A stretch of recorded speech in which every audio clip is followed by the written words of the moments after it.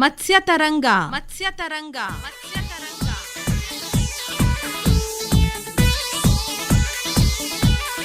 ಮೀನು ಸಾಕಾಣಿಕೆ ತಾಂತ್ರಿಕತೆಗಳನ್ನು ಕುರಿತ ಬಾನುಲಿ ಸರಣಿ ಕೇಳಿ. ಮತ್ಸ್ಯತರಂಗ. ಬಂಗಡಿ ಮೀನು ಬಳಕಿದಾಗ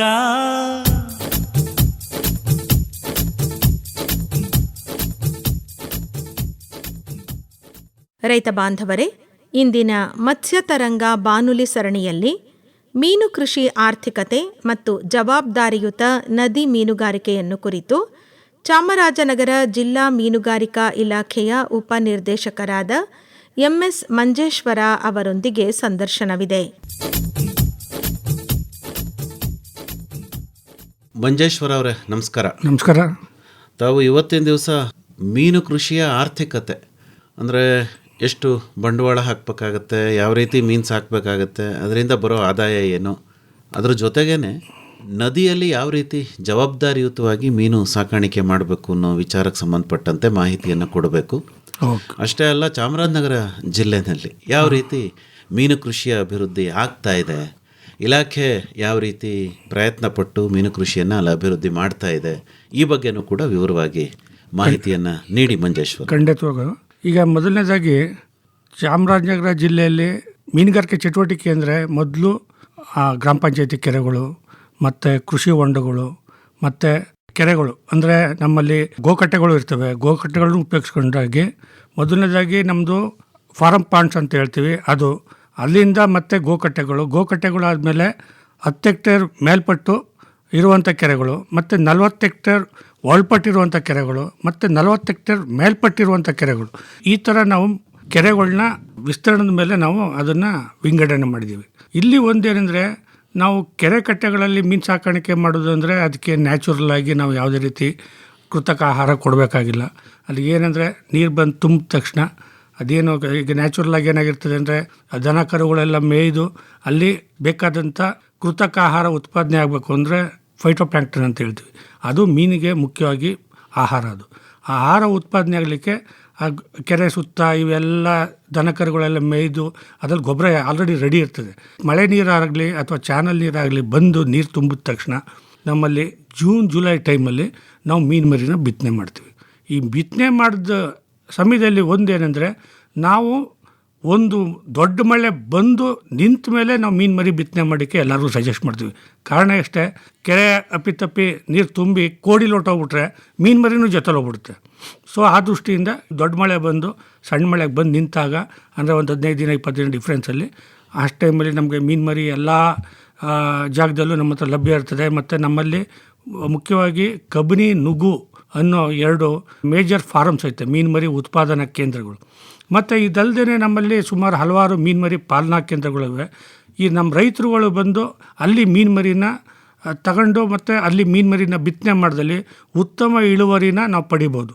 ಇದು ಒಂದೇನೆಂದರೆ ನಮ್ಮದು ಪಾಂಡ್ ಕಲ್ಚರ್ ಬಗ್ಗೆ, ಅಂದರೆ ಕೆರೆಗಳಲ್ಲಿ ಮೀನು ಸಾಕಾಣಿಕೆ ಮಾಡೋ ಬಗ್ಗೆ. ಇದರಲ್ಲಿ ಒಂದೇನೆಂದರೆ ಮಿನಿಮಮ್ 6 ತಿಂಗಳು ನೀರು ನಿಲ್ಲುವಂಥ ಕೆರೆಗಳನ್ನೇ ನಾವು ಆಯ್ಕೆ ಮಾಡ್ಕೊಳ್ಬೇಕು. ಮತ್ತು ಕನಿಷ್ಠ ಒಂದು 5 ರಿಂದ 6 ಅಡಿ ಆಳ ಇರುವಂಥದ್ದು. ಅದಕ್ಕಿಂತ ಹೆಚ್ಚಾದರೂ ಚಿಂತೆ ಇಲ್ಲ. ಕನಿಷ್ಠ 5 ರಿಂದ 6 ಅಡಿ ನೀರು ನಿಲ್ಲುವಂಥ ಕೆರೆಗಳನ್ನು ಮಾತ್ರ ನಾವು ಉಪಯೋಗಿಸ್ಬೇಕು. ಇದರಲ್ಲಿ ಒಂದು 6 ತಿಂಗಳಲ್ಲಿ ನಮಗೆ ಕನಿಷ್ಠ ಅಂದರೂ ಒಂದು 3/4 ರಿಂದ 1 kg ಮೀನು ಬೆಳವಣಿಗೆ ಆಗುತ್ತೆ.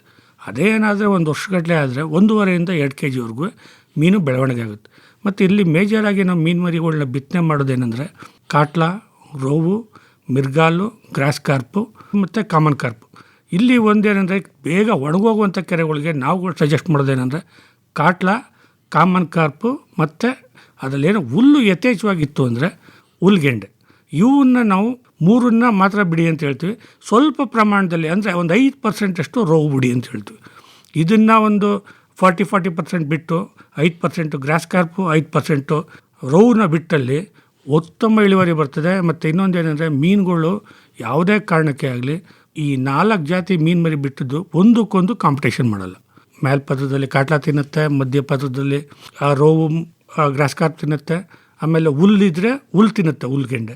ಅದೇ ನಮ್ಮ ಕಾಮನ್ ಕಾರ್ಪ್ ಬಂದು ಬಾಟಮಲ್ಲಿ ತಿನ್ನುವಂಥದ್ದು. ಇದೆಲ್ಲ ಒಂದು ನಮ್ಮಲ್ಲಿ ಒಂದು ಕನಿಷ್ಠ ಒಂದು 6 ತಿಂಗಳು 7 ತಿಂಗಳು ಬಂದ ತಕ್ಷಣ ಮೀನು ಹಿಡುವಳಿಗೆ ಬಂದಿರ್ತದೆ. ಮೀನು ಹಿಡುವಳಿ ಟೈಮ್ ಯಾವುದು ಅಂದರೆ ನಮ್ಮಲ್ಲಿ ಜನವರಿಯಿಂದ ಶುರು ಮಾಡ್ತಾರೆ. ಜನವರಿಯಿಂದ ಶುರು ಮಾಡಿ ಮಾರ್ಚ್ವರೆಗೂ ನೀರು ಎಲ್ಲಿವರೆಗೂ ಇರ್ತದೆ ಅಲ್ಲಿವರೆಗೂ ಮೀನು ಶಿಕಾರಿ ಮಾಡ್ತಾನೆ ಬರ್ತದೆ ಜನ. ಮತ್ತು ಇನ್ನೊಂದು ಏನಂದರೆ ಯಾವಾಗಲೂ ನೀರು ನಿಲ್ಲುವಂಥ ಕೆರೆಗಳಲ್ಲಿ ನಾವೇನು ಮಾಡ್ತೀವಿ, ಸಾಧ್ಯವಾದಷ್ಟು ಮೀನು ಮರಿಗಳನ್ನ, ಸಣ್ಣ ಮೀನು ಮರಿಗಳನ್ನ ಹಿಡಿಬೇಡಿ ಅಂತ ಹೇಳ್ತೀವಿ. ನೀರು ನಿಂತಿರುವಂಥ ಕೆರೆಗಳು ಒಂದು ಸ್ವಲ್ಪ ದಪ್ಪ ಆದದ್ದು ಹಿಡಿದ್ರೆ ಅದಕ್ಕೆ ಒಳ್ಳೆ ಬೆಲೆನೂ ಸಿಗುತ್ತೆ. ಅದೇ 3/4 kg 1 kg ಹಿಡಿದ್ರೆ ಒಂದು ಸ್ವಲ್ಪ ಯಾವತ್ತೂ ಒಂದು 100-110 ರೂಪಾಯಿಗೆ ಹೋಗುತ್ತೆ. ಅದೇ 1.5 kg 2 kg ಸೈಜ್ ಹಿಡಿದ್ರೆ ದಪ್ಪ ಆದಷ್ಟು ಮೀನಿಗೆ ಬೆಲೆ ಜಾಸ್ತಿ. ಸೊ ಆವಾಗ ಆ ಥರದ್ದು ಹಿಡೀರಿ ಅಂತ ರೈತರಿಗೆ ನಾವು ಅವ್ರಿಗೆ ತಿಳುವಳಿಕೆ ಕೊಡ್ತೀವಿ. ಮತ್ತು ಇನ್ನೊಂದು ಏನಂದರೆ, ಈ ನಾವು ಏನು ಮೀನು ಮರಿ ಬಿತ್ತನೆ ಮಾಡ್ತೀವಿ ಅದರಲ್ಲಿ ನಾವು ಏನು ಈ ಕೆರೆ ಬಂಡವಾಳ ಅನ್ನೋದು ಇರ್ತದೆ, ಕೆರೆ ಹರಾಜೆಲ್ಲರೂ ತಗೊಂಡಿರ್ತಾರೆ, ಗುತ್ತಿಗೆಗಾರ ತಗೊಂಡಿರ್ತಾರೆ, ಅಥವಾ ಫಾರಮ್ ಪಾಂಡ್ಸ್ಗಳು ಅವ್ರವ್ರದ್ದೇ ಒಂದು 2 ಕುಂಟೆ 1 ಕುಂಟೆ ಜಮೀನಲ್ಲೆಲ್ಲ ಮಾಡ್ತಾಯಿದ್ದಾರೆ. ಆ ಜಮೀನುಗಳಿಗೂ ಈಗ ಏನು ಮಾಡ್ತಾಯಿದ್ದೀವಿ, ನಮ್ಮ ಇಲಾಖೆಯಿಂದಲೇ ಉಚಿತವಾಗಿ ಅವ್ರಿಗೆ ಮೀನು ಮರಿ ಬಿತ್ತು ಕೊಡ್ತಾಯಿದ್ವಿ. ಇದು ನಮಗೆ ಈ ವರ್ಷದಿಂದ ನಮ್ಮ ಇಲಾಖೆಯಲ್ಲಿ ಉತ್ತಮ ಕಾರ್ಯಕ್ರಮ. ಇದು ತಮ್ಮ ಮೂಲಕ ನಾನು ರಿಕ್ವೆಸ್ಟ್ ಮಾಡಿದೆ ಏನಾದ್ರು ರೈತರಿಗೆ, ದಯಮಾಡಿ ಮೀನುಗಾರಿಕೆ ಇಲಾಖೆನ ಸಂಪರ್ಕ ಮಾಡಿ ನಿಮ್ದು ಏನಿದೆ ಫಾರಮ್ ಪಾಂಡ್ ಬಗ್ಗೆ ಮಾಹಿತಿ ಕೊಟ್ಟಲ್ಲಿ ಉಚಿತವಾಗಿ ಮೀನು ಮರಿನ ಪಡ್ಕೊಂಡು ಅದ್ರ ಲಾಭದಾಯಕ ಪಡಿಬೋದು ಅಂತ ನಾನು ಕಳ್ಕಳಿಯಾಗಿ ಕೇಳ್ಕೊಳ್ತೀನಿ. ಮತ್ತು ಇನ್ನೊಂದೇನೆಂದರೆ, ಇದರಲ್ಲಿ ಮೀನುಗಾರಿಕೆಯಲ್ಲಿ ನಷ್ಟ ಅನ್ನೋದು ಭಾಳ ಕಮ್ಮಿ, ಭಾಳ ವಿರಳ. ಇದು ನಷ್ಟ ಎಲ್ಲಾಗುತ್ತೆ ಅಂದರೆ ನಮ್ಮ ನೆಗ್ಲಿಜೆನ್ಸಿಂದ ಮಾತ್ರ ನಷ್ಟ ಆಗುವಂಥದ್ದು. ಇದು ಯಾವುದೇ ಕಾರಣಕ್ಕೆ ಆಗಲಿ ಮೀನುಗಾರಿಕೆನ ಶ್ರದ್ಧೆಯಿಂದ ಯಾವ ಟೈಮಲ್ಲಿ ಮೀನು ಮರಿ ಬಿತ್ತನೆ ಮಾಡಬೇಕು, ಮತ್ತು ಸ್ವಲ್ಪ ದೊಡ್ಡ ಪಾಂಡ್ಗಳಾದರೆ, ಕೆರೆಗಳಾದರೆ ಸ್ವಲ್ಪ ಕಾವಲು ಬೇಕೇ ಆಗುತ್ತೆ. ಮತ್ತು ಈಗಿಂದು ಅಡ್ವಾನ್ಸ್ ಟೆಕ್ನಾಲಜಿಲಿ ಏನಾಗಿದೆ ಅಂದರೆ, ಈಗ ನಮ್ಮ ಚಾಮರಾಜನಗರದಲ್ಲೇ ಎಲ್ಲ ಲಕ್ಷಾಂತರ ರೂಪಾಯಿ 4 ಲಕ್ಷ 5 ಲಕ್ಷಕ್ಕೆಲ್ಲ ಕೆರೆ ತಗೊಂಡವ್ರೆ. ಈಗ ಏನು ಮಾಡಿದ್ದಾರೆ ಅಂದರೆ, ಸೋಲಾರ್ CC ಕ್ಯಾಮ್ರಾ ಇಟ್ಕೊಂಡವ್ರೆ 6-7 ಕಡೆ. ಅದು ಉದ್ದೇಶ ಏನಂದರೆ, ಕಳ್ತನ ಮಾಡೋನು ಯಾರು ಅಂತ ಕಂಡಿಡ್ಬೋದು. ಇದು ಈಗಿನ ಅಡ್ವಾನ್ಸ್ ಟೆಕ್ನಾಲಜಿ ಬಂದಿರೋದು. ಅವ್ರ ಜನ ಈಗ ಸೋಲಾರ್ದನ್ನ ಅದನ್ನ ಕಿಳ್ಲಿಕ್ಕೂ ಆಗೋದಿಲ್ಲ, ಕಿಳ್ಲಿಕ್ಕೆ ಹೋದ್ರೆ ಅದು ಕ್ಯಾಪ್ಚರ್ ಆಗುತ್ತೆ. ಮತ್ತು ಯಾರು ಹತ್ರಕ್ಕೆ ಹೋಗ್ತಿದ್ದಂಗೆ ಸಡನ್ನಾಗಿ ಅವ್ನಿಗೆ ಅಲಾರಂ ಬರ್ತದೆ. ಇದೆಲ್ಲ ಇದಿರೋದ್ರಿಂದ ಈಗ ಸ್ವಲ್ಪ ಇಂಪ್ರೂವ್ಮೆಂಟ್ ಕಾಣ್ತಾ ಇದೆ, ಅಂದರೆ ಕಳ್ತನ ಆಗೋದನ್ನು ತಡೆಯುವಂಥದ್ದು. ಇದೆಲ್ಲ ಮಾಡಿದ್ರೂ ಮೀನುಗಾರಿಕೆಯಲ್ಲಿ ತುಂಬ ಲಾಭದಾಯಕವಾಗದೆ. ಮತ್ತು ನಾವೇನು ಒಂದು ಉತ್ತಮವಾದ ಮೀನು ಮರಿನ ಬಿತ್ತನೆ ಮಾಡಿದಲ್ಲಿ, ಅಂದರೆ ಬೆರಳುದ್ದ ಮೀನು ಮರಿ ಅಂತ ಹೇಳ್ತೀವಿ, ಆ ಥರದನ್ನು ನಾವೇನು ಬಿತ್ತನೆ ಮಾಡೋದಲ್ಲಿ ನಮಗೆ ಕನಿಷ್ಠ ಅಂದ್ರೂ ಒಂದು 30% ನಮಗೆ ಹಿಡುವಳಿ ಗ್ಯಾರಂಟಿ ಆಗುತ್ತೆ. ನಮ್ಮಲ್ಲಿ ಈಗ ಒಂದು ಅಬ್ಸರ್ವ್ ಮಾಡ್ದಂಗೆ, ನಾನು ಕೆರೆದನ್ನು ನಾವು ಲಾಭ ಅಂತ ಹೇಳ್ತೀವಿ, ಈಗ ಎಲ್ಲರೂ ಏನು ಹೇಳ್ತಾರೆ ಅಂದರೆ ಲೆಕ್ಕನ ಕರೆಕ್ಟಾಗಿ ಕೊಡೋರು, ನಷ್ಟ ಆದದ್ದನ್ನು ಮಾತ್ರ ಹೇಳ್ತಾರೆ ಹೊರತು ಉತ್ತಮವಾಗಿ ಲಾಭ ಬಂದದ್ದನ್ನು ಯಾರೂ ಹೇಳೋದಿಲ್ಲ ಕೆರೆಗಳವರು. ಅದರಲ್ಲಿ ನಾವು ಒಂದಷ್ಟು ಯಾರು ನಮ್ಮ ಮಾನಿಟರ್ ಮಾಡ್ತಾ ಇರ್ತೀವಿ ಅವ್ರನ್ನ ರೆಗ್ಯುಲರ್ ಮಾನಿಟರ್ ಮಾಡಿ ಏನು ಸೈಜ್ ನಡೀತದೆ ಎಲ್ಲ ಹೇಳಿದಾಗ, ಈಗ ನಾನೇ ಒಂದು ಎಕ್ಸಾಂಪಲ್ ಆಗಿ ಒಂದು 3 ಕೆರೆನ ನಾನೇ ಆಯ್ಕೆ ಮಾಡ್ಕೊಂಡಿದ್ದೆ ಈ ವರ್ಷ. ಆ 3 ಕೆರೆನ ನಾನು ಸ್ಟಡಿ ಮಾಡ್ತಾ ಇದ್ದೀನಿ. ಯಾವ್ಯಾವ ಕೆರೆ ಸರ್ ಅದು? ಉಮ್ಮತ್ತೂರು ಕೆರೆ ಅಂತ ಒಂದು, ಕುಂತೂರು ಕೆರೆ ಅಂತ ಒಂದು, ಮತ್ತು ಮದ್ದೂರು ಕೆರೆ ಅಂತ. ಇದನ್ನು ನಾನು 3ನ ನಾನೇ ಮಾನಿಟರ್ ಮಾಡ್ತಾ ಇದ್ದೀನಿ. ಮಾನಿಟರ್ ಮೀನ್ಸ್ ಏನಾಗ್ತಿದೆ, ಇಂದು ಮಾನಿಟರ್ ಮಾಡಿದ್ದು ಒಂದು 30 ವರ್ಷದಿಂದ. ಅಲ್ಲಿ ಅದೇ ಕೆರೆಯಲ್ಲಿ ನಾನು 25 ವರ್ಷದಿಂದ ಅದೇ ಕೆರೆಯಲ್ಲಿ ಮೀನು ಮರಿ ಬಿತ್ತನೆ ಮಾಡಿದೆ. ಬಿತ್ತನೆ ಮಾಡಿದ ಮೀನು ಮರಿಯಲ್ಲಿ ನಾನೇ ನೋಡಿದ್ದೀನಿ 13 ಟನ್ನು ಮೀನು ಬಂದಿತ್ತು. 13 ಟನ್ನು ಅವ್ರ ಖರ್ಚು ವೆಚ್ಚ ಎಲ್ಲ ಕಳೆದು ಕನಿಷ್ಠ ಅಂದರೂ ಅಂದ ಕಾಲದಲ್ಲೇ ನಮಗೆ ಒಂದು 4ರಿಂದ 5 ಲಕ್ಷ ರೂಪಾಯಿ ಲಾಭ ಇತ್ತು ಆವಾಗ 25 ವರ್ಷದಿಂದ. ಬಟ್ ಈಗ ಸದ್ಯದಲ್ಲಿ ಏನು ಹೇಳ್ತಾರೆ ಅಂದರೆ, ಸಾರ್ ನಮ್ಮ ಕಳ್ತನ ಆಗುತ್ತೆ, ಅದಾಗುತ್ತೆ, ಇದಾಗುತ್ತೆ. ಈಗ ನಾವು ಈ ಟೆಕ್ನಾಲಜಿ ಎಲ್ಲ ಹೇಳ್ಕೊಟ್ಟು ಈ ಸಲ ಸ್ಟಡಿ ಮಾಡ್ತಾಯಿದ್ದೀವಿ. ಈಗ ಆಲ್ರೆಡಿ ಅವರು ಒಂದು 3 ಲಕ್ಷ ರೂಪಾಯಿಯಷ್ಟು ಮೀನು ಹಿಡುವಳಿ ಮಾಡವ್ರೆ. ಇನ್ನು ಮುಂದಿನ ದಿನದಲ್ಲಿ ನಮಗೆ ಈ ಮಾರ್ಚ್ವರೆಗೆ ನನಗೆ ಒಳ್ಳೆ ರಿಸಲ್ಟ್ ಬರ್ತದೆ. ಈಗಲೇ ಅವರು 3-4 ಲಕ್ಷ ರೂಪಾಯಿ ಹಿಡುವಳಿ ಮಾಡಿರೋದ್ರಿಂದ ಮುಂದಿನ ದಿನದಲ್ಲಿ ಇನ್ನೊಂದು 60% ಅಷ್ಟು ನಮಗೆ ಲಾಭ ಸಿಕ್ಕುತ್ತೆ ಅನ್ನೋದು ಗ್ಯಾರಂಟಿ. ಸೊ ಆ 3 ಇದು ಮಾಡಿದ್ರೆ ಅದನ್ನು ನಾವು ಬೇರೆ ರೈತರಿಗೂ ಹೇಳ್ಕೊಟ್ಟು ಕೆರೆಗಳಲ್ಲಿ ಈ ಥರ ಮಾಡಿದ್ರೆ ನಿಮಗೆ ಈ ಥರ ಲಾಭದಾಯಕವಾಗಿದೆ ಅಂತ ನಾವು ತೋರಿಸ್ಕೊಡ್ಬೋದು. ಸರ್, ಎಷ್ಟು ಕೆರೆ ಇರ್ಬೋದು ಚಾಮರಾಜನಗರ ಜಿಲ್ಲೆಯಲ್ಲಿ? ಸರ್, ಚಾಮರಾಜನಗರ ಜಿಲ್ಲೆಯಲ್ಲಿ ಒಟ್ಟು 96 ಕೆರೆ ಇದೆ. 96 ಕೆರೆ. ಆಮೇಲೆ 155 ಗ್ರಾಮ ಪಂಚಾಯತ್ ಕೆರೆಗಳಿವೆ. ಗೋಕಟ್ಟೆಗಳು ಅಲ್ಲಿ ಸುಮಾರು 1347 ಇದೆ ಗೋಕಟ್ಟೆಗಳು. ಸೊ ಈಗ ನಾವೇನು ಪ್ಲಾನ್ ಮಾಡ್ತಾ ಇದ್ದೀವಿ, NREGA ಅಂದರೆ ಮಹಿಳಾ ಸ್ವಸಹಾಯ ಗುಂಪುಗಳಿಗೆ ಅವ್ರಿಗೆ ಈಗ ಆಲ್ರೆಡಿ ನಾವು ತರಬೇತಿ ಕೊಟ್ಟಿದ್ದೀವಿ. ಈಗ ಆಲ್ರೆಡಿ ಅವ್ರಿಗೆ ಕೆರೆಗಳನ್ನ ಆಯ್ಕೆ ಮಾಡಿ ಕೆರೆಗಳು ಕೊಡ್ತಿದ್ದೀವಿ. ಈ ಸಲ ಒಂದು 65 ಕೆರೆಗಳನ್ನ ಒಂದು 65 ಗುಂಪುಗಳಿಗೆ ಕೊಡಬೇಕು ಅನ್ನೋದು ನಾವು ಟಾರ್ಗೆಟ್ ಹಾಕೊಂಡಿದ್ದೀವಿ. ಈ ವರ್ಷ ಇಂಪ್ಲಿಮೆಂಟ್ ಮಾಡ್ತಾಯಿದ್ದೀವಿ ಅದನ್ನು. ಆ ಗೋಕಟ್ಟೆಯಿಂದ ಹಿಡಿದು ನಾವು ಇಲ್ಲಿ ಲಾಭದಾಯಕವಾಗಿ ಮಾಡ್ಬೋದು.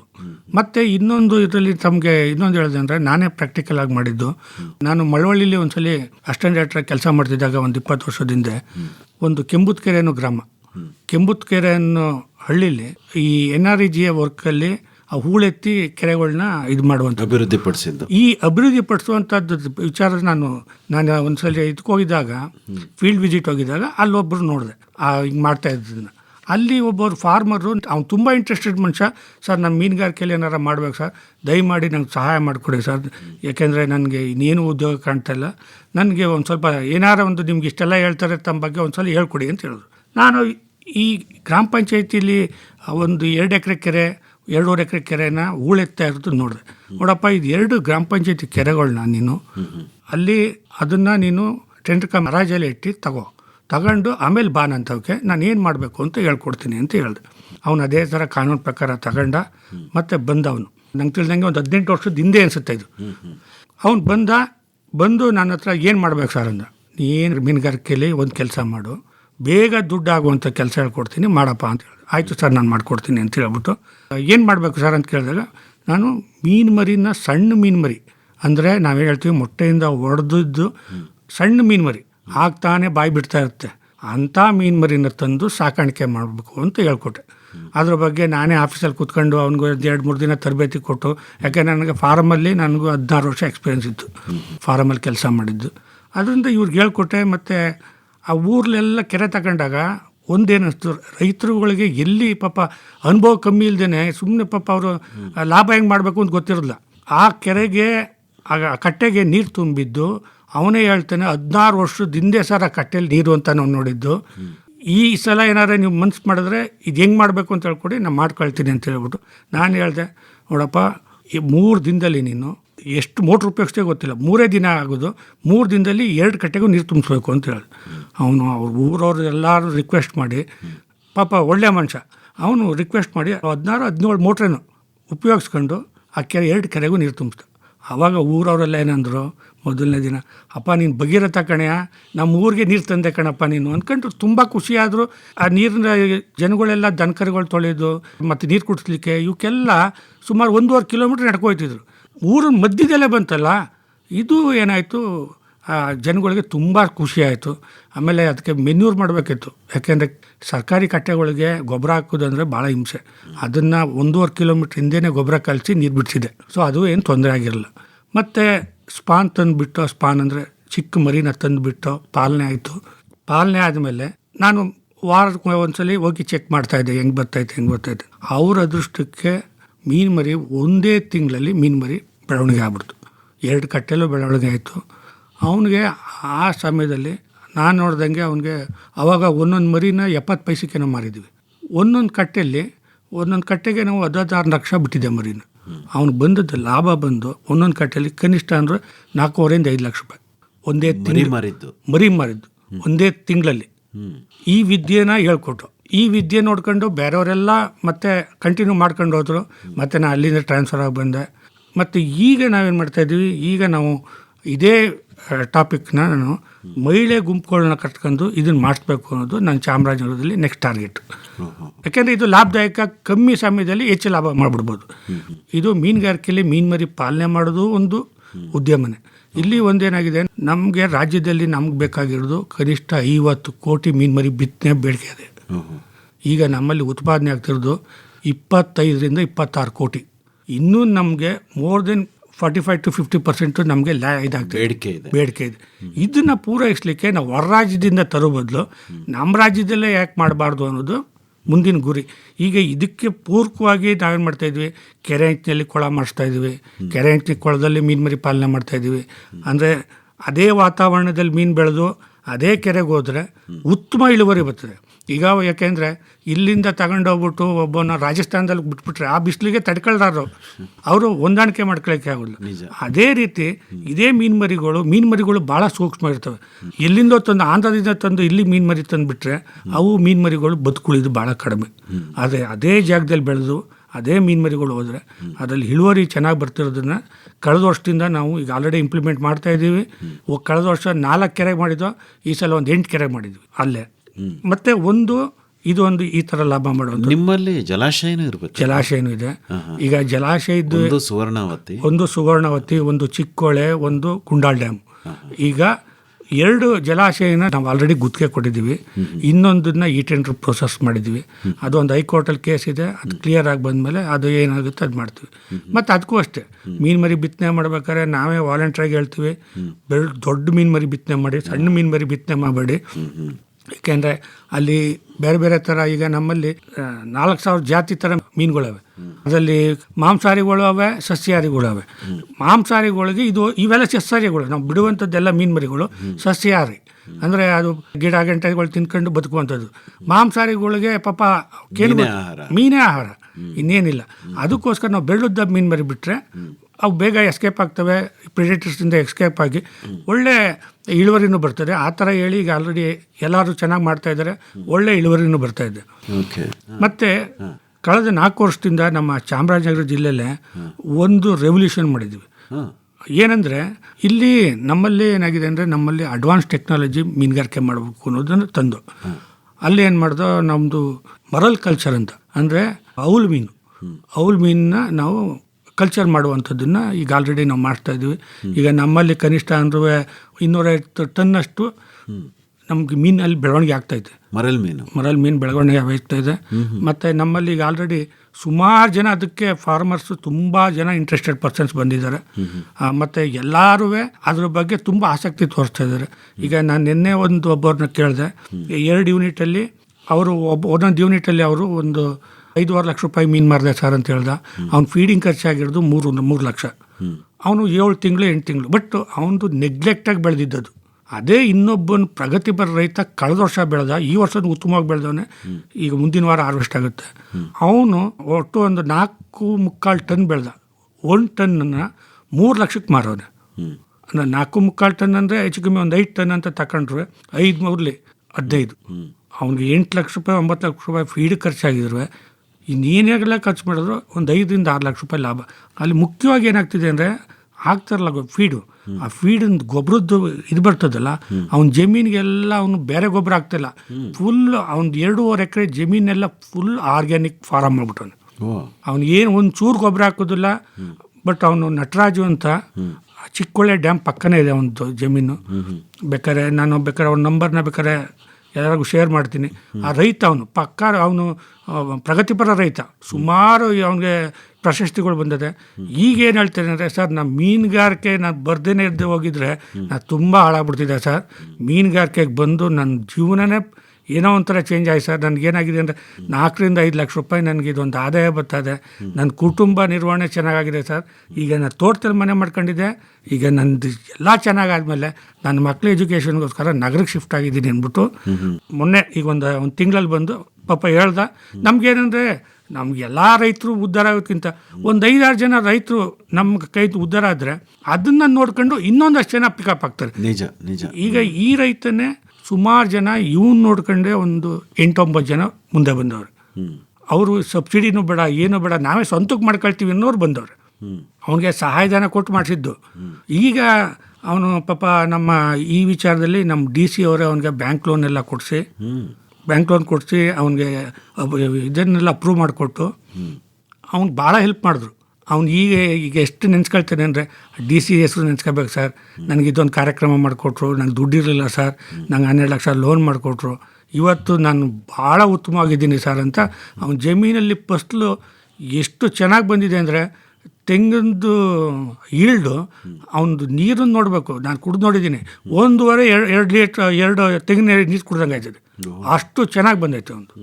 ಇದು ಒಬ್ಬವ್ರ ಫಲಾನುಭವಿದು. ಮತ್ತು ಇದೇ ರೀತಿ ನಮ್ಮಲ್ಲಿ ಒಬ್ಬರು 350 ಎಕರೆ ಜಮೀನು ಇರುವಂಥ ಬಿಗ್ ಲ್ಯಾಂಡ್ ಲಾರ್ಡು, ಅವರು ಒಂದು 20 ಎಕರೆ ಅಷ್ಟು ಈಗ ಆಲ್ರೆಡಿ ಮಾಡೋರು.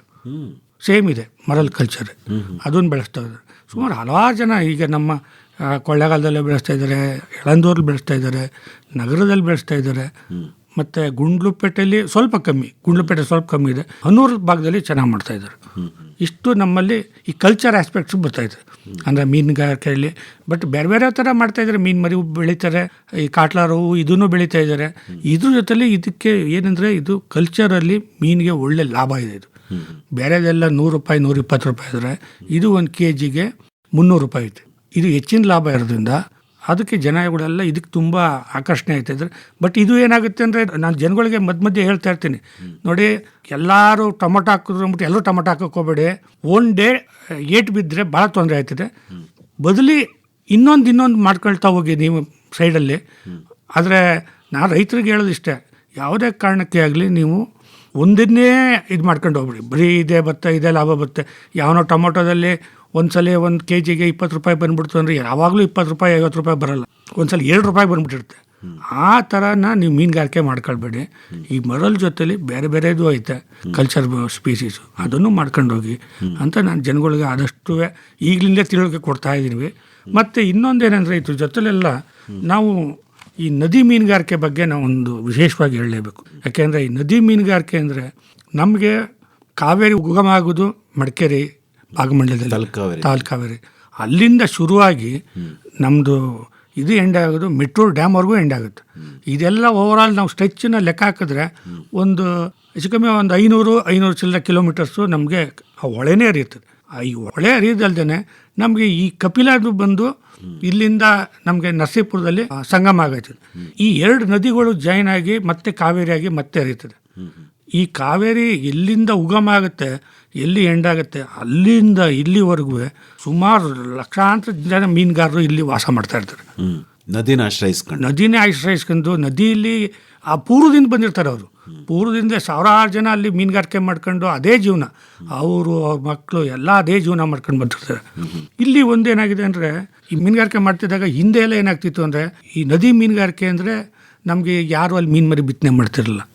ಮತ್ತು ಅದಕ್ಕದೇ ಸ್ವಾಭಾವಿಕವಾಗಿ ಬ್ರೀಡ್ ಆಗ್ತಿತ್ತು. ಬ್ರೀಡ್ ಆಗ್ತಿತ್ತು ಅಂದರೆ ಅಲ್ಲಿ ಹೊಸ್ದಾಗಿ ನಮಗೆ ಜೂನ್ ಜುಲೈ ತಿಂಗಳಲ್ಲಿ ಹೊಸ ನೀರು ಯಾವಾಗ ಬರ್ತದೆ, ಹೊಸ ನೀರು ಟೈಮಲ್ಲಿ ಅದು ಏನಾಗ್ತದೆ ನ್ಯಾಚುರಲ್ ಆಗಿ ನದಿ ನೀರು ತಿರುವು ತಗೊಳತ್ತಲ್ಲ, ಎಲ್ಲಿ ನದಿ ತಿರುವು ತಗೊಳುತ್ತೆ ಆ ತಿರುವು ಜಾಗದಲ್ಲಿ ಮೀನುಗಳು ಒಂದಕ್ಕೊಂದು ಗಂಡು ಹೆಣ್ಣು ಸಂಪರ್ಕ ಆಗಿ ಅಲ್ಲಿ ನ್ಯಾಚುರಲ್ ಆಗಿ ಬ್ರೀಡಿಂಗ್ ಆಗ್ತಿತ್ತು. ಆ ತಿರುವಾದಾಗ ಏನಾಗ್ತಿತ್ತು ಅಂದರೆ ಮೊಟ್ಟೆಗಳನ್ನ ನೆಲಕ್ಕೆ ಉಣ್ಸಿ ಬಿಡ್ತಾ ಇರಲಿಲ್ಲ. ಅದು ನೀರ್ಲಿ ಇದಾಗಬೇಕಾದ್ರೆ ಮೊಟ್ಟೆಗಳು ಮೇಲೆ ಕೆಳಗೆ ಓಡಾಡ್ತಾ ಇರುತ್ತೆ. ಸೊ ಅದರಿಂದ ಏನಾಗುತ್ತೆ ಅಂದರೆ ಮೀನು ಮರಿಗಳು ಬದುಕುಳಿದು ಅಲ್ಲಿ ಇರ್ತಿದ್ದು. ಮತ್ತು ಇದನ್ನು ಏನು ಮಾಡ್ತಾರೆ ಅಂದರೆ ಇತ್ತೀಚೆಗೆ ಒಂದು ಸ್ವಲ್ಪ ಕಂಟ್ರೋಲ್ ಮಾಡಿದ್ದೀವಿ.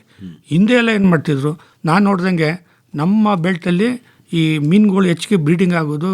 ನಾನು ಬಿಳಿಕಲ್ ಬಂಡೆ ಅಂದ್ಬಿಟ್ಟು ಹಲಗೂರಿಂದ ಇದಕ್ಕೆ ಹೋಗ್ತಿಲ್ಲ ಮುತ್ತತ್ತಿಗೆ ಹೋಗೋ ಮಧ್ಯದಲ್ಲಿ ಅಲ್ಲೊಂದು ಬರ್ತದೆ, ಅದು ಬಿಳಿಕಲ್ ಬಂಡೆ ಅಂತ. ಅಲ್ಲಿ ಬಂದು ಮೀನುಗಳು ಸಂತಾನೋತ್ಪತ್ತಿಗಳು ಅಲ್ಲಿ ತುಂಬ ಆಗ್ತಿತ್ತು. ನಾನೇ ಕಣ್ಣಾರೆ ಹೋಗಿ ಆ ಟೈಮಲ್ಲೆಲ್ಲ ನಾನು ಹಿಂದೆ ಅಲ್ಲಿ ಕೆಲಸ ಮಾಡೋ ಟೈಮಲ್ಲಿ ಅಲ್ಲಿ ಹೋಗಿ ನೋಡಿದ್ದೀನಿ. ಇದನ್ನೇ ಏನು ಮಾಡ್ದೋ, ಇದೊಂದು ರಿಸರ್ವ್ ಮಾಡಬೇಕು ಅಂದ್ಬಿಟ್ಟು ಅದಕ್ಕೆ ನಾವು ಫಾರೆಸ್ಟ್ ವಾಸಿ ಅಂತ ಒಂದು ವಾಸಿ ಅಂದರೆ ಅವರು ಕನ್ಸರ್ವೇಷನ್ ಸಂಬಂಧಪಟ್ಟಂಗೆ, ಮತ್ತು ಜಂಗಲ್ ರಾಜಸ್ ಅವ್ರಿಗೆ ನಾವು ಅವ್ರನ್ನ ಪ್ರಿಸರ್ವೇಷನ್ಗೆ ಅಂತ ಕೊಟ್ಟು ಎಲ್ಲನೂ ಅವ್ರೇನು ಮಾಡಿದ್ರು, ಅವ್ರು ಒಂಥರ ಸ್ಯಾಂಚುರಿ ಟೈಪ್ ಮಾಡ್ಕೊಂಡ್ಬಿಟ್ರು. ಸ್ಯಾಂಚುರಿ ಅಂದರೆ ಈ ಭಾಗದಿಂದ ಆ ಭಾಗದವ್ರಿಗೆ ಯಾರೂ ಫಿಶಿಂಗ್ ಮಾಡೋಂಗಿಲ್ಲ, ಎಲ್ಲನೂ ಅದು ಕನ್ಸರ್ವೇಷನ್ ಮಾಡಬೇಕು, ಒಳೆನ ಕನ್ಸರ್ವೇಷನ್ ಮಾಡಬೇಕು ಅಂತ. ಈ ಗಗನಚುಕ್ಕಿ ಕೆಳಭಾಗದಿಂದ ಅಪ್ ಟು ಮೇಕೆದಾಟುವರೆಗೂ ಅಲ್ಲಿವರೆಗೂ ಅವರು ಕನ್ಸರ್ವೇಷನ್ ಮಾಡಿದ್ರು. ಸೊ ಅದರಿಂದ ಏನಾಯಿತು, ನಮಗೆ ಮುಖ್ಯವಾಗಿ ನಮಗೆ ಎಂಡೇಂಜರ್ಡ್ ಸ್ಪೀಸೀಸ್ ಅಂತದ್ದು ಮಹಾಶೇರ್ ಅಂತ ಮೀನುಗಳು ತುಂಬ ಅಲ್ಲಿ ಜನಗಳೆಲ್ಲ ಏನು ಮಾಡೋರು, ಅದನ್ನು ಸಾಯಿಸೋದು ಮತ್ತು ಅದನ್ನು ಯಾವ್ಯಾವ ಥರದಲ್ಲಿ ಸಾಯಿಸ್ಬೇಕು ಆ ಥರ ಸಾಯಿಸಿಗೆ ಬಂದು ಇದು ಬಂದ ಮೇಲೆ ಅಲ್ಲಿ ಯಾವುದೇ ಒಂದು ಮೀನಾಯಿತು ಅಷ್ಟೇ. ಈಗ ಮೀನುಗಳು ಹೆಂಗೆ ಅಂದರೆ, ನೀವು ಪ್ರೀತಿಯಿಂದ ಆಹಾರ ಹಾಕೊಂಬನ್ನಿ, ಆ ಟೈಮ್ಗೆ ಹೋಗಿ ಕರೆಕ್ಟಾಗಿ ಆಹಾರ ಹಾಕ್ತಿದ್ರೆ ನೀವು ಹತ್ರಕ್ಕೆ ಹೋಗ್ಬೇಡಿ, ಆ ಟೈಮಲ್ಲಿ ಕರೆಕ್ಟಾಗಿ ಮೀನು ಬಂದು ನಿಂತಿರುತ್ತೆ ಆ ಜಾಗಕ್ಕೆ ಬಂದು ನಿಂತಿರ್ತದೆ. ನೀವು ಹೋಗ್ತಿದ್ದಂಗೆ ಓಡ್ ಬರ್ತದೆ, ಮಕ್ಕಳು ಓಡ್ ಬಂದಂಗೆ ಓಡ್ ಬರ್ತದೆ. ಓಡ್ ಬಂದು ಈಗ ನಾವು ಕಲ್ಚರ್ ಪ್ರಾಕ್ಟೀಸ್ ಮಾಡ್ತಾ ಇರ್ತೀವಲ್ಲ, ಟೈಮ್ ಫಿಕ್ಸ್ ಮಾಡಿದ್ರೆ ಟೈಮ್ಗೆ ಕರೆಕ್ಟಾಗಿ ಓದಿ ನಿಂತ್ಕೊಂಡ್ರೆ ಸಾಕು, ಅವೇ ಎಲ್ಲ ಬಂದಿರ್ತವೆ, ನಾವು ಫೀಡ್ ಹಾಕೋದು ಅವು ತಿನ್ಕೊಳ್ತವೆ ಹೋಗ್ತವೆ. ಇದು ಏನಂದರೆ ಅದಕ್ಕೆ ಒಂದಷ್ಟು ನನಗೆ ತೊಂದರೆ ಇಲ್ಲ ಅನ್ನೋದನ್ನು ಎನ್ವೈರ್ಮೆಂಟ್ ಕ್ರಿಯೇಟ್ ಮಾಡಬೇಕು. ಇದನ್ನಕ್ಕೋಸ್ಕರ ನಾವು ಅದನ್ನೆಲ್ಲ ಸ್ಯಾಂಚುರೀಸ್ ಟೈಪ್ ಮಾಡಿ, ಸ್ಯಾಂಚುರೀಸಲ್ಲಿ ನಾವು ಇದಕ್ಕೆ ನಾವಿಲ್ಲಿ ಯಾವುದು ನಾನ್ ಫಿಶಿಂಗ್ ಏರಿಯಾ ಅಂತ ಮಾಡಿ ಇದು ಮಾಡಿದ್ದೀವಿ. ಮತ್ತು ಇದನ್ನು ಯಾವ ರೀತಿನಾದ್ರೆ ಇದಕ್ಕೊಂದು ಇದು ಮಾಡಬೇಕು ಅಂತ ಅಂದರೆ ಇದಕ್ಕೊಂದು ಟೂರಿಸಮ್ ಡೆವಲಪ್ ಮಾಡಬೇಕು ಅನ್ನೋದು ದೃಷ್ಟಿಯಲ್ಲಿ ಅಲ್ಲಿ ಈ ಜಾಗಗಳೆಲ್ಲ ಏನು ಮಾಡೋದು, ನಾವು ಹ್ಯಾಂಗ್ಲಿಂಗ್ ಅಂತ ಫಿಶಿಂಗ್ದು ಹ್ಯಾಂಗ್ಲಿಂಗ್ ಅಂತ ಮಾಡೋದು, ಮಾಶೇರ್ ಹ್ಯಾಂಗ್ಲಿಂಗ್. ಮಾಶೇರ್ ಅನ್ನೋದು ಹೆಸರು ಏನಕ್ಕೆ ಬಂತು ಅಂದರೆ, ಅದು ಗಾಣಕ್ಕೆ ಬಿದ್ದರೆ ಹುಲಿ ಥರ ನಮಗೆ ಅದು ನಮ್ಗೆ ಫೈಟ್ ಕೊಡುತ್ತೆ. ಬೇರೆ ಮೀನಂಗಲ್ಲ, ಇದು ಹುಲಿ ಥರನೇ ಫೈಟ್ ಕೊಡೋದು. ಅದು ಹಿಡಿದ್ರೆ ಆ ಜನಗಳಿಗೆ ಒಂದು 5 kg 6 kg ಜನ ಮೀನು ಸಿಕ್ಬಿಟ್ರೆ ಅವ್ರಿಗೆ ಎಷ್ಟೋ ವರ್ಷ ಸ್ವರ್ಗ ಅನ್ಕೋತಾರೆ ಅವರು. ಮತ್ತು ಅಲ್ಲಿ ಬರೋರೆಲ್ಲ ಏನಂದರೆ ಎಲ್ಲ ತುಂಬ ಬಿಗ್ ರಿಚ್ ಇವರೇ ಬರೋಂಥವ್ರು. ಅವ್ರು ಏನಂದರೆ 50,000 1,00,000 ಖರ್ಚು ಮಾಡಿ ಒಂದು ಮೀನು ಹಿಡಿಗೆ ಬರ್ತಾರೆ. ಅದು ಒಂದು ಅವ್ರ ಲೈಫ್ ಟೈಮ್ ಅಚೀವ್ಮೆಂಟ್ ಅಂತಾರೆ ಅವರು. ಇದು ನಮ್ಮ ಕಾವೇರಿ ಇದರಲ್ಲಿ ಬಟ್ ಒಂದು ಸ್ಯಾಂಚುರಿಯಾಗಿ ಕನ್ವರ್ಟ್ ಆಗ್ತಿದೆ. ಮತ್ತು ಆ ಹಿಡಿದ ಮೀನನ್ನು ಅವ್ರು ಎಷ್ಟು ಒಂದು ಚೂರು ಅದಕ್ಕೆ ನೋವಾಗದಂಗೆ ಅದಕ್ಕೆ ಏನೆಲ್ಲ ಪ್ರೈಮರಿ ಟ್ರೀಟ್ಮೆಂಟ್ ಕೊಡ್ಬೇಕು ಎಲ್ಲ ಕೊಟ್ಟು ಹಂಗೆ ರಿಲೀಸ್ ಮಾಡಿಬಿಡ್ತಾರೆ. ಆ ಸಂತತಿಗೆ ಏನು ತೊಂದರೆ ಮಾಡಲ್ಲ, ಸುಮ್ಮನೆ ಹಿಡಿಯೋದಷ್ಟೇ. ಅದೊಂದು ಖುಷಿಗೆ ಹಿಡಿದು ವಾಪಸ್ ಬಿಟ್ಬಿಡ್ತಾರೆ. ಇದು ಈಗಲೂ ನಡ್ಕೊಂಬರ್ತೈತೆ. ಬಟ್ ಇದನ್ನು ತಿನ್ಲಿಕ್ಕೆ ಹೋಗಲ್ಲ ಅವರು. ಇದೊಂದು. ಮತ್ತು ಇಲ್ಲಿ ಇದೊಂದು ಈಗ ಏನಾಗಿದೆ ಅಂದರೆ, ಈಗ ನಮಗೆ ಈ ಬ್ರೀಡಿಂಗ್ ಪೂಲ್ಸ್ನೆಲ್ಲನೂ ಆದಷ್ಟು ನಾವು ಕಂಟ್ರೋಲ್ ಮಾಡ್ತಾಯಿದ್ವಿ.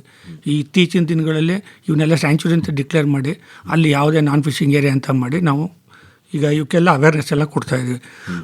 ಮತ್ತು ಈಗ ಇನ್ನೊಂದು ಏನು ಮಾಡ್ತಾಯಿದ್ವಿ ಅಂದರೆ, ನಮ್ಮಲ್ಲಿ ಪಂಟಿಯಸ್ ಕರ್ನಾಟಿಕಸ್ ಅಂತ ಒಂದು ಮೀನಿದೆ. ಪಂಟಿಯಸ್ ಕರ್ನಾಟಿಕಸ್ ಅಂದರೆ ಗೆಂಡೆ ಮೀನು ಅಂತ ಹೇಳ್ತಾರೆ. ಅದು ಎಂಡೇಂಜರ್ಡ್ ಸ್ಪೀಸೀಸ್ಗೆ ಹೋಗಿತ್ತು. ಕಾವೇರಿಲೇ ಅದು ಇದ್ದಿದ್ದು ಮೇಯ್ನಾಗಿ. ಕಾವೇರಿಲೇ ಅದನ್ನು ಒಂದಷ್ಟು ಮೀನನ್ನ ಕಲೆಕ್ಟ್ ಮಾಡಿ ಈಗ ಅದನ್ನೇ ನಾವು ಏನು ಮಾಡಿದ್ದೀವಿ, ಮತ್ತೆ ನಾವು ಬೆಂಗಳೂರು ನಮ್ಮ ಹೆಸರುಘಟ್ಟ ಫಾರಮ್ಲೆಲ್ಲ ಅದ್ರ ಬಗ್ಗೆ ಪಕ್ಕ ಸ್ಟಡಿ ಮಾಡಿ ಮತ್ತು ಅಲ್ಲೇ ಬ್ರೀಡಿಂಗ್ ಮಾಡಿ ಮತ್ತೆ ಅದನ್ನು ಅದೇ ಮೀನು ಮರಿನ ಮತ್ತೆ ರ್ಯಾಂಚಿಂಗ್ ಮಾಡಿದ್ವಿ. ಅಂದರೆ ನೇಟಿವ್ ಇಲ್ಲಿಂದೇ ತಗೊಂಡೋಗಿದ್ದೀವಿ, ನೇಟಿವ್ ಸ್ಪೀಸೀಸ್ ಇಲ್ಲಿ ತಗೊಂಡೋಗ್ಬಿಟ್ಟು ಅದೇ ಮೀನು ಮರಿನ ಇಲ್ಲಿಗೆ ಮತ್ತೆ ಅದ್ರದ್ದು ಪಾಪ್ಯುಲೇಷನ್ನ ಇನ್ಕ್ರೀಸು ಮಾಡಿದ್ವಿ ಇಲ್ಲಿ ಪಂಟಿಯಸ್ ಕರ್ನಾಟಿಕಸ್ ಅನ್ನೋದು. ಮತ್ತು ಈಗೇನು ನಾವು ಮಾಶೀರ್ ಮೀನನ್ನ ಇಷ್ಟೆಲ್ಲ ನಾವು ಕನ್ಸರ್ವೇಷನ್ ಮಾಡೋದ್ರಿಂದ ಏನು ಎಂಡೇಂಜರ್ಡ್ ಸ್ಪೀಸೀಸ್ಲಿ ಇದರಲ್ಲಿತ್ತು ಈಗ ಅದು ಹೋಗಿದೆ.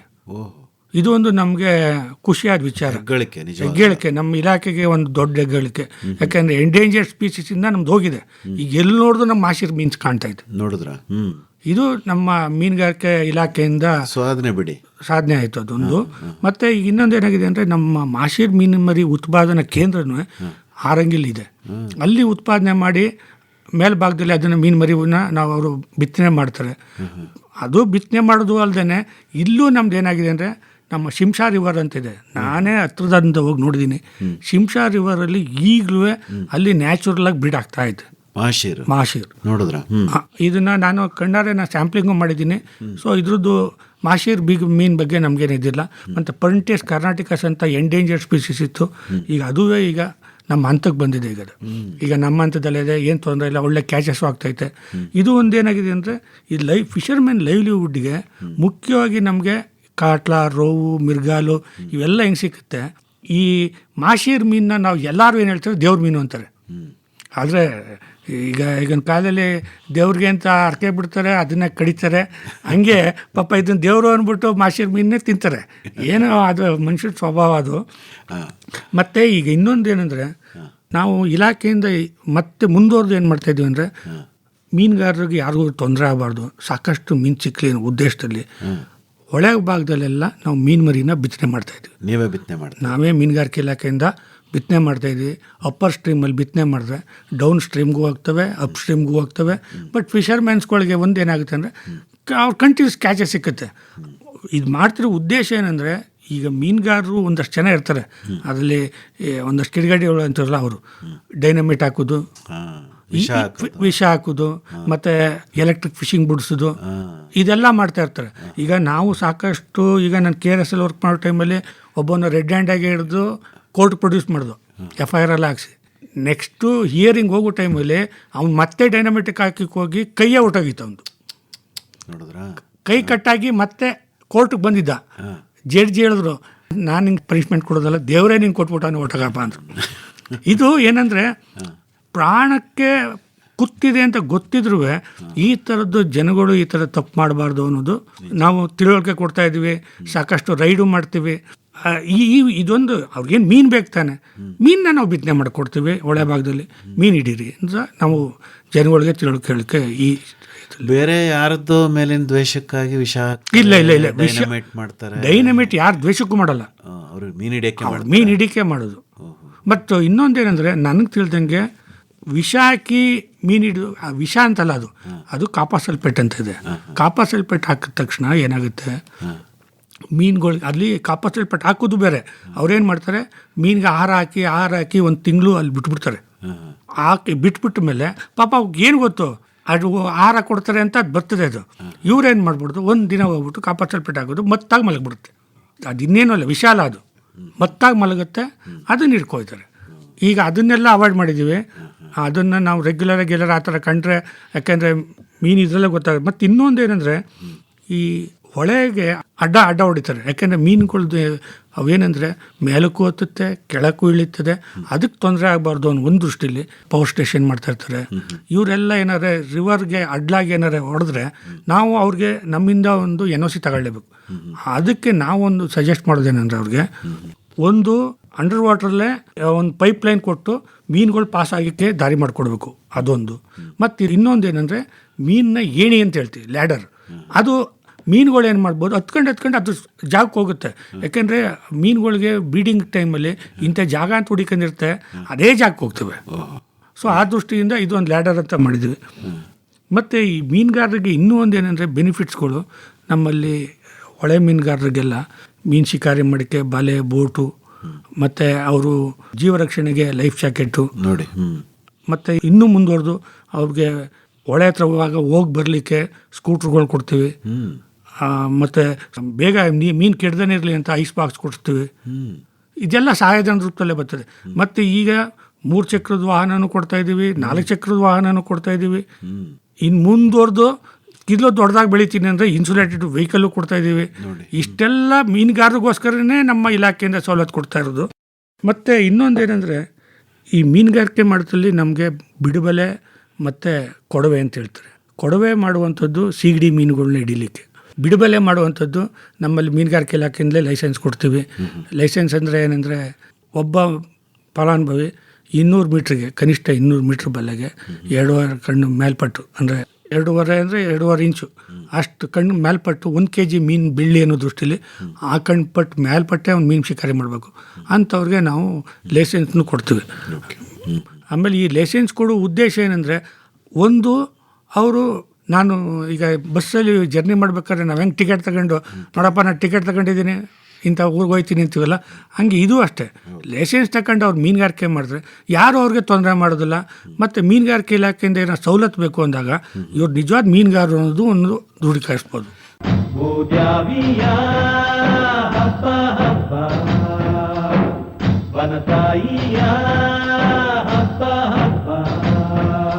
ರೈತ ಬಾಂಧವರೇ, ಪ್ರತಿದಿನ ಸಂಜೆ 6:50 ಪ್ರಸಾರವಾಗುವ ಕೃಷಿ ರಂಗ ಕಾರ್ಯಕ್ರಮಗಳನ್ನು ಮತ್ತೆ ಕೇಳಬೇಕಾ?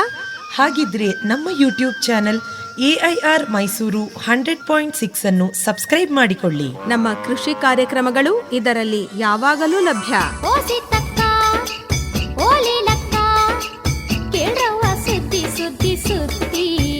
ಕೇಳಿ, ಆನಂದಿಸಿ ಮೈಸೂರು ಆಕಾಶವಾಣಿಯ ಕೃಷಿ ರಂಗ ಕಾರ್ಯಕ್ರಮಗಳನ್ನು.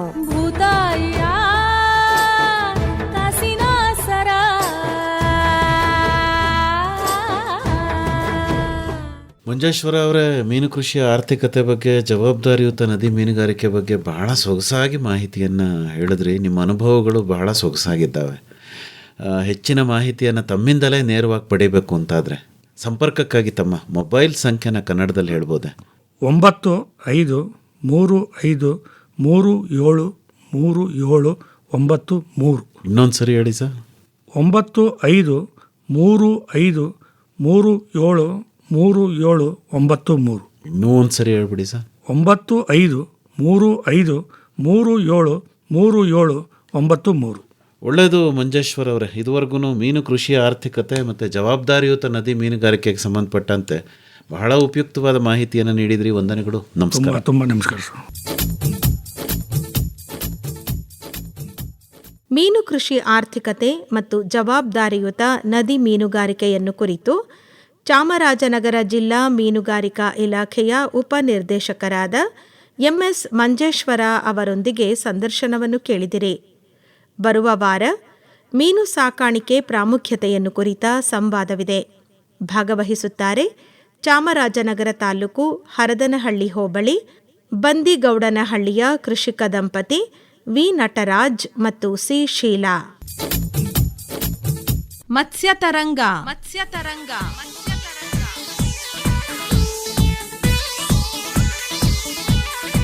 ಮೀನು ಸಾಕಣೆ ತಾಂತ್ರಿಕತೆಗಳನ್ನು ಕುರಿತ ಬಾನುಲಿ ಸರಣಿ ಆಲಿಸಿದಿರಿ. ಬಂಗಡಿ ಮೀನು ಬಳಕಿದಾಗ